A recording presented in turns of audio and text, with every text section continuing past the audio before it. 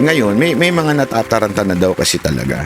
May mga natataranta na dito sa Kamara sa pagbitiw ni BP Sara Duterte. At isa na nga hong natataranta dito, syempre yung Makabayan Block. Number 1 ho yan.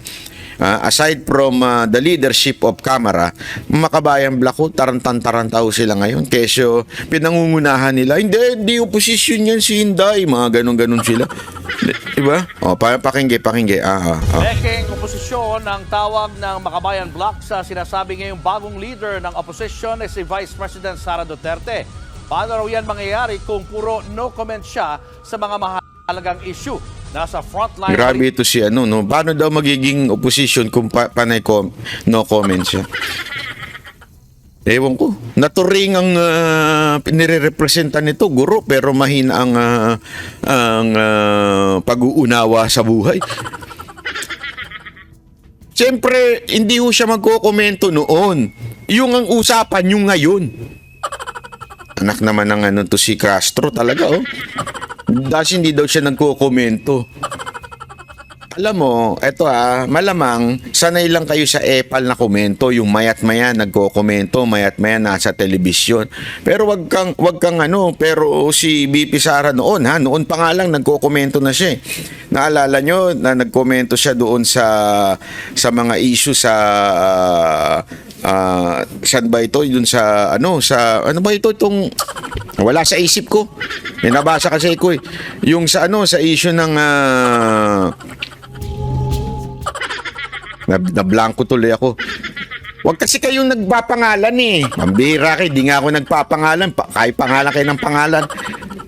Hindi, nagkomento po si BP Inday noon nung sa mga issue na tungkol doon sa NPA, di ba? Naalala ninyo?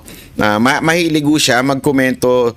Ayan, sa Peace Talks. Yung sa Peace Talks sa NPA. Kaya siguro itong hindi ko naman sinasabing NPA siya, no? Itong si Castro, kaya tuloy medyo sabi nga nila makikita mo ang apektado doon sa mga taong defensive, di ba? Yung kuwari, halimbawa sa elevator, bigla may umutot. Hindi, di ba? Yung una humawak ng ilong. Sa yun, sigurado ako. Tandaan nyo yan, ito tip lang to, Pag kayo merong umutot tapos may nangamoy utot, kung sino yung unang humawak ng ilong tapos tumingin-tingin ng ganon, siya yun. Pusta ko sa inyo. Hindi totoo yun, Kung sino yung defensive, siya uuna talaga ang gumawa nung kasaranan na yun. Di ba? Kita nyo ito si Castro, siya unang-unang pumutak. Kasi alam niyang tatamaan siya sa pag-resign nito ni, tandaan nyo, mainit ang dugo ni BP Sara Duterte sa mga NPA. Hindi, totoo, mainit ang ulo ng sa mga NPA. Tuloy. Yan si Marian Enriquez. Saan banda? Yan ang belta ni ACT Teachers Party List Representative Franz Castro ng Makabayan Block sa pahayag ni Atty. Harry Roque na pwedeng maging bagong mukha ng oposisyon si Vice President Sara Duterte. Sinabi ito kahapon ni Roque kasunod ng pagbibitiw ni VP Sara bilang miyembro ng gabinete ni Pangulong Bongbong Marcos. Hindi natin siya pwedeng makonsider as opposition dahil bahagi pa rin siya ng mga naghaharing uri sa ating lipunan. Ano ba gusto mo? Ito na naman yung mga naghaharing uri. Gusto mo talaga yung magre-rebelde. Ganun ba? Hindi, ako nagtatanong lang ako. Ano ba ang gusto mong klase? Yung talagang may mga hawak na itak? Ganun. Yung ganun ang oposisyon, yung may hawak na itak, may hawak na baril. Yung mga hindi baga naghaharing uri. Hindi, kasi mali naman po yung nito Gusto kasi nitong sabihin, yung mga ala Bonifacio type, yan ang mga tunay na oposisyon. Yung katulad nila, hindi ko kayo tawag sa inyo oposisyon, ang tawag sa inyo salot. Yun talaga. Hindi. Kasi naiinis sila na parang nasa isip nila, kami ang tunay na oposisyon. Hindi kayo tunay na oposisyon.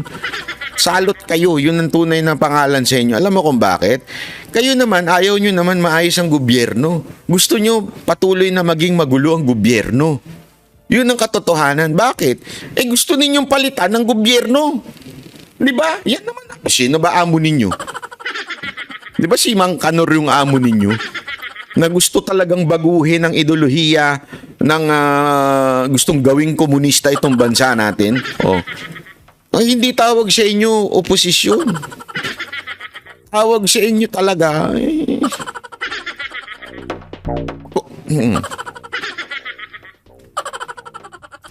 Yun ang tawag sa inyo. Salot. Mahirap kasi banggitin dito yung word na yun kasi baka mamaya ma-demonetize tayo. Sayang naman yung effort natin, di ba? Hindi, bawal kasi banggitin dito yung mga hindi magagandang tawag like terorista, yung mga ganun. Yung mga komunista. Hindi maganda, bawal dito yun. Yung mga rebelde. Baka kasi mamaya, wala akong sinasabing ganun sila, ha? Wala akong sinasabing ganun sila. Pero bawal lang banggitin kaya hindi ko na lang binabanggit. Tuloy. Ang nagpapahirap sa ating bayan. Dagdag naman ni Gabriela Party List Representative Arlene Brosas, wag na raw lokohin ni VP Sara ang publiko. Giit niya, ang tunay na oposisyon wala dapat bahid ng korupsyon. Kapag 11 days confidential funds ginamit mo, 'di ba? Corruption 'yun eh. So kailangan po malinis yung record. Hindi. Nililin lang muna naman ng taong bayan. Pag ginamit, hindi. Kailangan mong gamitin. Para naman tong ano. Nag-aral ka ba o hindi? Alam mo, ang budget, pag hindi nagamit, may pinuntahang hindi maganda. Kailangan mong gamitin yung budget. Okay? Pag hindi mo ginamit yung may tira ka, ay bakit? Una-una, ang dating nun, para mong hindi ka nagtrabaho. Ngayon, maybe the question is hindi yung sa paggamit. Maybe your question is bakit nagamit in how many days? But again, the question is wrong. Why? Ang tanong, kailan ba niya natanggap? Magtaka ka kung natanggap niya January tapos ginamit lang niya December in 12 days or sabihin mo na in 1 month. Magtaka ka. Pero kung ibinigay sa'yo malapit na ma-ending, kailangan mo talagang paspasan at gamitin. Or else, ikaw naman na madadali. Huwag kang tatanga-tanga. Dapat talaga itong mga ganitong mga grupo na ito, tanggalin na ito sa sa kamera. Ewan ko ba bakit kayo mga kababayan, ha? Galit na galit kayo sa mga pero binoboto nyo itong mga ito. Magkano ba ang kasunduan ninyo dito sa mga to? Hindi, yun na kasi yun eh. Yun na may usapan doon eh. Ulitin natin kasi yan yung laging pinupukul eh. Yung confidential funds o yung budget niya. Na sino ho may kasalanan? Ibinigay ho yun galing sa Office of the... Isipin nyo to ha. Pinupunan nila yung mabilis na paggamit ni VP Sara Duterte doon sa budget na yon. Hindi naman nila pinupuna yung Office of the President na nagbigay ng late. Doon may problema eh. Yung paglipat ng pera na yon na late, may problema ho yun. Halatang inilagay sa alanganin si Vice President Sara Duterte sa pagbigay ng late ng budget. So yun ang problema doon, di ba? Oh, tuloy. Second, nagsusulong ng karapatang pantao. So doon palang bagsak na. 'Di ba? Red tagger pa, ang daming mga issues. Kaya Hindi kayo nire-red tag, talagang ganyan kayo. We are just identifying you. No one is red tagging you. Dapat magalit kayo kay Joma. Siya ang nag-red tag sa inyo eh.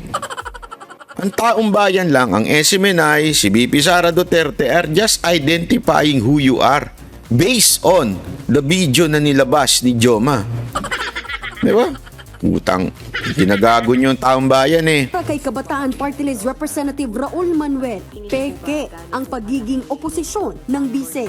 Yung Duterte camp ay opposed sa ICC investigation, opposed sa Natural. Talaga naman dapat. Bakit? May sarili tayong hustisya. May sarili tayong korte. May sarili ho tayong Supreme Court. Hindi. Alam nyo, i-google nyo. Ano yung mga bansang pinapasukan lang ng ICC? I-google ninyo. I-google, kayo na hong tumingin mga kababayan. Tingnan ninyo. I-google ninyo. Sino yung mga pinakikialaman lang ng ICC? Matatawa kayo na tayo, matinong bansa, atat na pakialaman ng ICC. Hindi nyo ba naisip yun? Tayo'y isang matino, sovereign country, meron naman tayong gumaganang batas, meron tayong mga pulis, and yet, pinapayagan natin ng ICC. Alam niyo ba ang pinakikialaman lang ng mga ICC? Yung mga magugulong lugar na wala na talagang, alam mo yun, wala na talagang hustisyang nakukuha mula sa gobyerno. Tapos papayagan natin, hindi para nating inamin na inutil ang presidente. Hindi, ganun lang kasimple yun, ha? Ang pag-amin o pagsabi natin pagpasok sa ICC, pagpayag sa ICC, para natin sinasabing napaka-inutil ng gobyernong ito para solusyonan ang sarili nitong problema. At kailangan natin ng isang international court. Alam mo, sabi ko nga which is yan din na sinabi ni BP Sara Duterte, it's an insult to our court. Imaginein mo, kailangan mo ng international criminal court para usigin ang nagkasala sa Pilipinas, quote-unquote nagkasala. Ano ginagawa ng mga korte natin? Mga inutil? Ganon? Sa bagay, hindi kayo naniniwala sa korte sa bansa natin. Kaya nga may sarili kayong di ba? Panguhusga. Pagka umalis sa inyo. Di ba? Ano ginagawa ninyo? Tama, mali. Di ba? Sa bagay, may sarili nga kayo national anthem di ba? Hindi, totoo naman, may sarili silang national anthem di ba, na pinapa-recite nila doon sa mga estudyante na ano ba yun? Salugpungan ba yun? Ano ba yun? Yung sinakop ninyong eskwelahan? May ganun kayo sarili kayo di ba? Anak kayo ng weteng. Hustisya para sa mga biktima ng... Hustisya ng mga, ako nagtatanong lang naman kasi nandito na rin naman tayo sa hustisya. Yung hustisya ng mga inabuso ng mga NPA. Hindi nyo ba i-discuss yun? Yung mga, hindi, ako nagtatanong lang naman ako, sir, yung mga ginahasa ng mga lalaking NPA, ng mga lalaking estudyante nila, hindi mo ba pagtatanggol yun? O okay lang siya yun? Ako nagtatanong lang. Hindi ako, ito'y question ko lang. Kasi tandaan ninyo, yan ang inireklamo ng mga estudyante. Ako mismo, personal, nakausap ko yang mga yan. Yang inabuso ng mga NPA, nakausap ko yan. Nung nagpunta yan sa unang radio station na pinag-hostan ni Mocha, nagpunta yan mga yan, nakausap namin. Umiiyak po yan mga yan. At sinabi nilang doon sa eskwelahan na yun, talagang inaabuso sila. Whether lalaki o babae, daig pa pala ang kulungan nito Mga manyakol pala talaga yung mga Hindi, sinabi ko nila yun Bakit hindi yun ang sabihan nyo ng hustisya? Hindi, ako nagtatanong lang. Bakit hindi yun ang gawin ninyong, tawagin ninyong hustisya? O baka naman nanonood ka lang sa mga nangyayari sa bansa natin. O, di ba? Gago! Hindi, kasi baka naman pinanunood mo lang yung mga nangyayari sa ating mga kababayan. Hindi mo lang, hindi ka nagko-komento. Peking gera kontra droga, ganyan. Kung ayaw nila dyan, hindi talaga sila opposition. na naglilingkod sa taong bayan. Para naman kay Albay Representative at Liberal Party President Edsel Lagman, Liberal Party pa rin ang tunay na oposisyon. Dahil ang tunay daw na oposisyon, isinusulong ang mabuting pamamalakad sa gobyerno, demokrasya, karapatang pantao at paglaban sa diktadurya. Malinaw daw na walang puwang si VP Sara sa kanilang oposisyon. Nang matanong naman si Lagman kung Alam mo, ito si Lagman talagang no? Hindi ka mukha ng oposisyon, mukha ka ng... Hindi, alam mo yung itsura mo, hindi mukha ng oposisyon, mukha ng traditional politician.